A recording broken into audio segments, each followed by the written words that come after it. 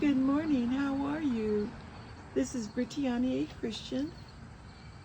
I'm about to start chapter 4 of Millennial Rain, Chronicle 4 of the ABIS. So, let's get started this fine Sunday morning. Hope you all are doing good. Hope you're having a good Sunday morning. Did you have coffee yet? I hope so. Okay, let's get started. Chapter 4, Babylon Descent. Oh, look, Rose exclaimed as she looked out of the plane window. They had just come upon the city of Babylon, a majestic 100-mile city that included the old city of Baghdad and Babylon, and many towns and cities incorporated into this fantastic new and old city. The buildings and skyscrapers sparkled as jewels in a treasure chest, as Pastor Riley had described to them, which now seemed like 1,000,000 years ago. The builders of this great city had made the windows out of semi-precious stones, and they sparkled dramatically in every building in the brilliant sunlight. A rainbow of the most striking colors you could think of, blues, reds, greens, purples, and every color in between. It was heavenly. Michal, Abigail, and Joshua also exclaimed over the sight. It was truly magnificent. In no time, the jet was parked, and they were walking into the most lavish and beautiful airport they had ever seen. It was decorated to imitate old Babylon. It just took your breath away, with the remarkable likeness to the old scenes recreated in the history books. There were hanging plants and wall hangings, paintings, sculptures, and the beautiful marble under their feet was polished to a brilliance that almost appeared as a very soft carpet beneath their feet. Rose had never seen anything like it in her life. They arrived at their hotel in short order, and Rose was once again amazed. A sultan palace could not have been any more stunning. It once again was fashioned after what Babylon of old must have looked like. But old and new were married together in a fascinating combination that was extraordinary. Rose was soon in her lavish room and sitting room. It was extraordinarily beautiful. The bed looked so luxurious and comfortable, it made her want to hop in it and take a nap. She looked out her window, and the panorama of the city from her view was beautiful. She saw the man-made lake that stretched for miles, engineered from the Euphrates River, with many tropical trees and plants to make it look as if they had been there for centuries. Much money had been poured into the city, and many famous people and celebrities of the world were making their homes in this fabulous place. She could see mansions and fine homes and hotels that stretched for miles. It was everything that the world had been touting as glorious. It was told that it rivaled the Babylon of old. But as she stood there, uneasiness started filling her spirit. She couldn't shake the feeling that something very evil was residing in this place, and made her shiver from that knowledge. She knew that soon the Antichrist would be making this city his headquarters. The book of Revelation had prophesied it very plainly. Suddenly, her cell phone rang. It was Abby telling her to join them downstairs for dinner. Rose quickly changed into something more comfortable for sightseeing and hurried downstairs. After they ate a marvelous dinner of the most exotic food she had ever eaten, they decided to walk their dinner off along the beach of the magnificent lake. There were many people walking along the avenues enjoying the sights and sounds of Babylon rebuilt. Rose looked up at the giant statue overlooking the square. It was huge and very ugly. There were people all around it, and some were exclaiming over the uniqueness of the creature. It was half man and half beast. It had the head of a beast and the body of a man, except for his feet, which were cloven. A chill went through Rose's body. All of Babylon was inundated with statues of many demonic gods that were worshipped by the Babylonians of old. Rose couldn't help but feel that this city was dedicated to very evil beings, ancient beings, which were once again being worshipped. Rose's trepidation grew more and more. Mikhail put his arm around Rose when they came to the beach with the whitest sand. It had been imported here at great expense to finish off this marvelous lake. "This is very beautiful, isn't it, Rose?" Mikhail queried. "Yes, it is. But I can't help feeling that there is something terribly wrong here," she said quietly, as not to be overheard by the other people strolling about. Mikhail looked at her in surprise. "What do you mean, Rose?" he asked cautiously. "I fear that this place has been dedicated to Satan himself. It appears evil to me. Can't you feel a hostile presence in this city?" "Actually, no, Rose. But I know that you're very sensitive to spiritual matters. Unlike me, who just enjoys the moment, no questions asked. I'm here in this fantastic place with the most beautiful woman in the world, and I love it." He gave her a tight hug that made her smile with happiness. He tilted up her face and kissed her on the lips softly. And when she responded, he kissed her more hungrily, crushing her in his embrace. He knew he had to make this woman his wife soon, or he would go crazy with his desire for her. He released her and took her hand, and they strolled slowly through the sand with their shoes in their hands. The sun was setting and washed the water with fire, and all the buildings in the area glittered with the extraordinary colors of the rainbow in the waning light. "Wow," Mikhail exclaimed as he watched the magnificent sight. It was so surreal, dreamlike, and almost otherworldly. As they stood there staring out at the sunset, he put his arms around Rose from behind her and held her close.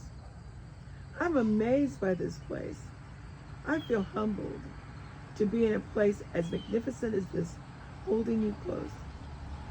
I never thought I could be as happy as I am now. I love you, Rose. I can't say that enough. You are so precious to me. I can hardly wait until we are married. It's a fantastic place, and I know you will love it." She reached behind her and pulled his head down to her, and he nuzzled her neck and kissed it. She smiled and sighed in her spirit. She was so happy when she was with Mikhail. She knew that she wanted to be married right away too. But what was this queasy, uneasy feeling in her stomach? She was worried in her spirit, as if something terrible was about to happen. She turned around and wrapped her arms around Mikhail's neck. "Yes, darling, let's get married as soon as we go back to Israel. I can hardly wait to be your wife. I know we will be so happy together."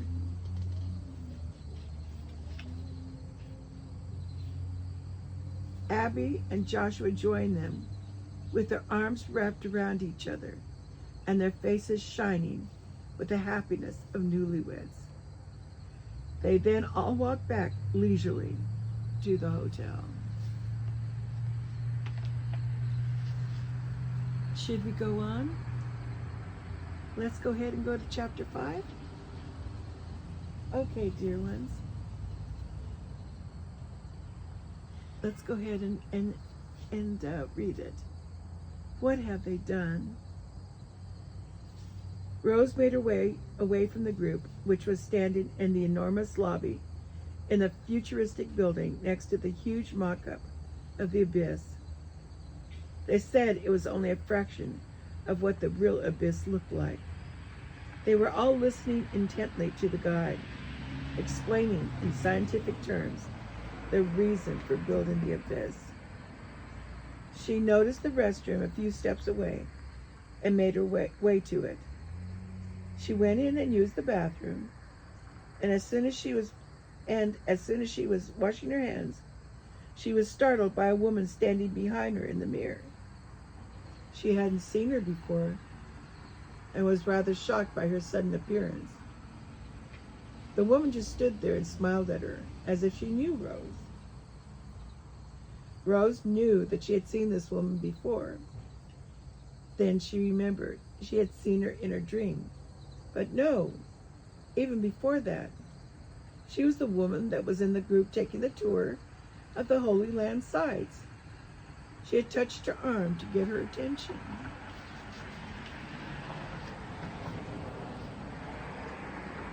And said a few words to her. She remembered her because of her pretty smile and how it had impressed her. This knowledge frightened her.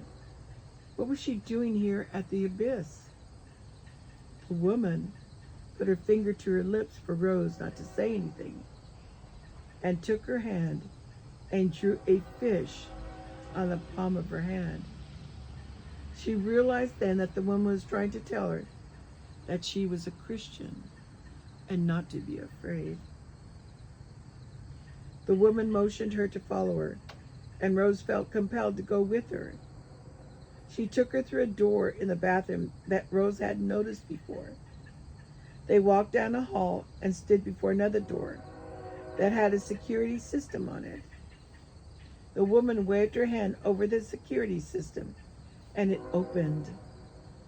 Rose wondered at what had just happened and thought maybe her hand was implanted with the chip she had been hearing about that was soon to be implanted in people. They went quickly through the door, were soon in front of an elevator. They stepped into it, and her stomach dropped to her feet as they descended instantly to the bottom floor. When the doors opened again, they exited into another hall. The woman turned down another hallway, and once again they were in front of another door with a security system. Only this time, when the door opened, they walked into a room full of computers, just like in her dream. There were people standing and sitting in the room, but they didn't seem to notice the woman and Rose as they entered the room. The scene was so unreal that Rose was sure she was dreaming. The woman sat her behind a computer with a big monitor. And as she looked at the monitor, she realized she was looking at the abyss itself. A huge monstrosity of a machine, bigger than she had ever seen before or imagined. It appeared to be 20 stories high or more. She looked from the computer to the windows that looked out to the abyss and realized it filled the entire cavern that it was sitting in.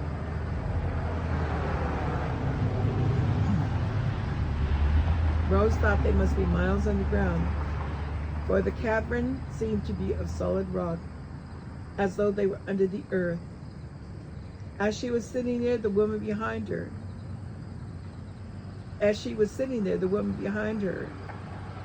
motioned for her to look at the screen. Suddenly, the abyss started spinning round and around, faster and faster, at a dizzying rate, almost making Rose lose her equilibrium.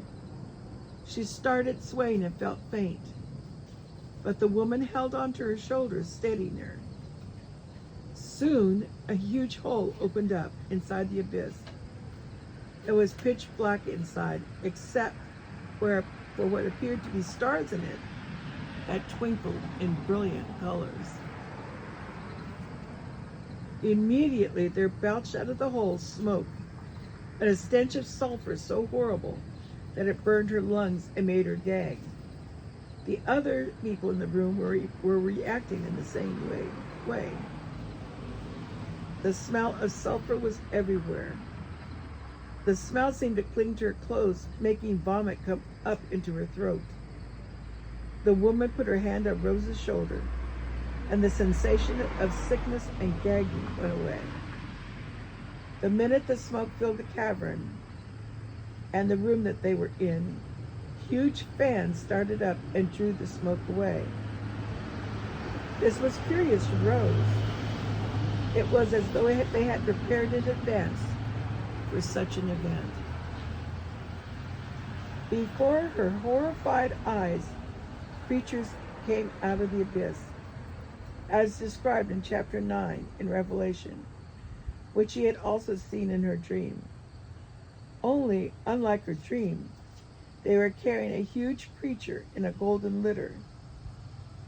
People in the room were gasping. It was the horrible creature with the face of an animal and the body of a man, similar to the statue in the square.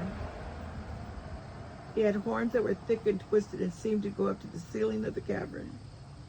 He had cloven feet like those of mystical creatures in mythology. His eyes burned fiery red and seemed to look straight into the eyes of everyone there. Some fainted when he stared at them. Rose averted her eyes so he couldn't look at her, but he didn't seem to see her. She realized that the woman's hand was still on her shoulder, as though protecting her from his gaze. She watched as a man made his way down the platform to the front of the creature. He stood there almost cockily, not the least bit frightened of the creature, and made a low bow to it. The creature just stared at him and didn't move, his fiery red eyes burning even brighter as he watched the man. The man looked so familiar to Rose. It was the world leader she had been dreaming about, and here he was, bowing low in front of this hideous being. Suddenly, the creature jumped out of the litter, knocking the man down. The man tried to crawl away, but the creature grabbed his ankle and lifted it up and shook him like a lifeless doll. The creature then roared, unlike anything Rose had ever heard. It was like 1,000 lions roaring at once. The cavern started shaking, and huge rocks started falling from the roof of the cavern. The room they were in rocked to and fro like a drunken sailor on a ship. The abyss started spinning at an alarming rate. It seemed as though they were being swallowed up inside the black hole. Rose thought they were all going to die. Objects started being tossed around and crashing to the floor in the room, as an earthquake shook the whole cave. Everyone in the room was screaming and shouting, and many had fainted and were lying on the floor. It seemed as if the earthquake would never stop. "It is surely the end of the world," Rose screamed in her cell. The earthquake caused Abby to fall on the floor in the room with the mock-up of the abyss. Joshua and Mikkel were also on the floor, as well as everyone in the group that was standing with them. People were getting up and trying to run out of the building. Joshua reached out for Abby, helped her up, and they both staggered outside. Abby looked around to make sure no one was hurt. By the grace of God, everyone seemed all right, just shaken up. The earthquake stopped shaking as suddenly as it had started. Abby looked around, searching through the crowd, and started screaming hysterically, "Where's Rose? Where's Rose? Where's my sister?" Just a moment. I think I must have skipped a page.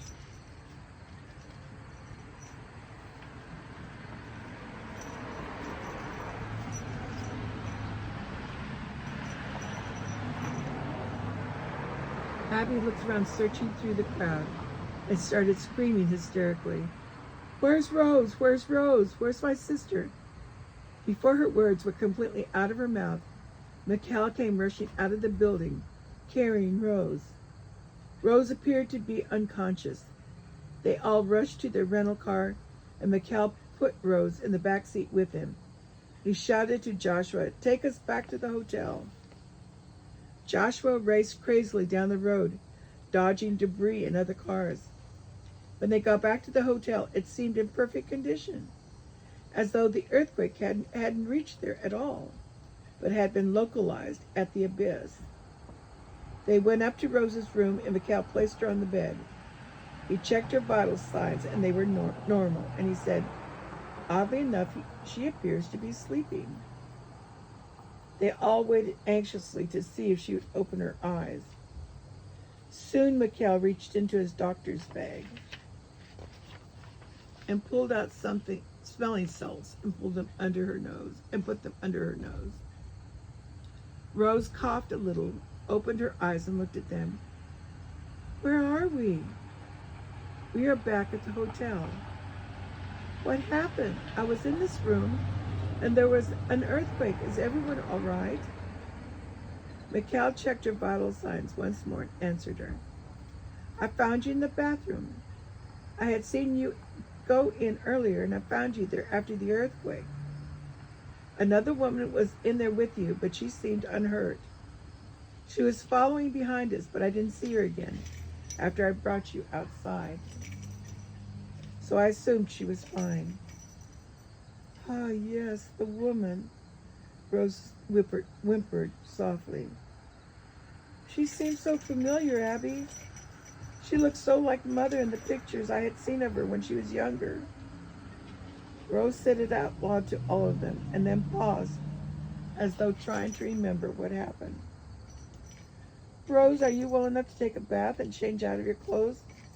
A sewer pipe must have burst in the bathroom. You smell of sulfur. With that remark, Rose's eyes became wild, as though she was seeing something horrifying. Oh no, it was awful, no. Rose put her face in her hands and started sobbing uncontrollably. No, it can't be. What have they done? What have they done? Abby took her in her arms and held her like a small child, letting her weep. Shh, it's okay, Rose. It's okay. Everything is all right. You are fine. You are here with us now. Don't be afraid. Abby waved the boys outside the room into the sitting room. Mikhail and Joshua could hear Rose and Abby talking in low tones, as Rose seemed to be telling Abby what had happened to her. When Abby came out, she said that Rose had taken a shower and was sleeping fitfully. Mikhail wanted to go in to see her and check her vital signs. Abby stopped him. I've done that. I've already done that. Her vitals are good. But I have something to tell you and Joshua. They all sat down, and Abby relayed to them what Rose had said. She saw something there at the ABIS that was horrifying to her. She didn't want to tell me what she saw. Said she wanted to talk to Pastor Riley about it. Mikhail, she wants to go back home. Back home to America. Mikhail jumped up with terror on his face. No, she can't. I won't let her go. He tried to go back into the room, but Abby and Joshua stopped him. She wants me to book a flight to America from here. We're leaving in the morning if I can get a flight. She was adamant. And in the state that she's in, I don't want to upset her anymore. Why don't we just rest for now? I will stay with Rose tonight, if that's okay with you, Joshua. Now you boys go ahead and leave now. Mikhail ran his fingers through his hair in frustration. Please let me talk to her. I know I can help her through this. If you will only let me see her. Mikhail, please. She needs to rest now. I will call you if there's any change. Reluctantly, both men headed to their rooms, and Abby went back into Rose. Joshua stirred his coffee as he waited for Michal to come downstairs. Michal suddenly appeared, looking haggard, as if he hadn't slept all night. He joined Joshua and ordered coffee. "How are the girls this morning?" Joshua put his hand on Michal's arm as if to restrain him. "They left early this morning to America. I'm going back with you to Israel to gather our things and then fly home." Surprisingly, Michal just sat there without flinching, as though resigned to the reality of Rose's departure. He just stared off into space, and Joshua touched his arm again. "Are you all right?" he asked, his voice filled with concern. "I'm used to loss. Remember? I will get through this as I did with Anat's death. Have you made reservations for our flight back to Israel?" Joshua shook his head no, and Michal took his cell phone out of his jacket pocket and reserved a flight for them both for the early afternoon. Joshua watched him, worried at his lack of emotion about Rose's absence. He prayed for Michal, asking for God to protect him and help him through this uncertain time.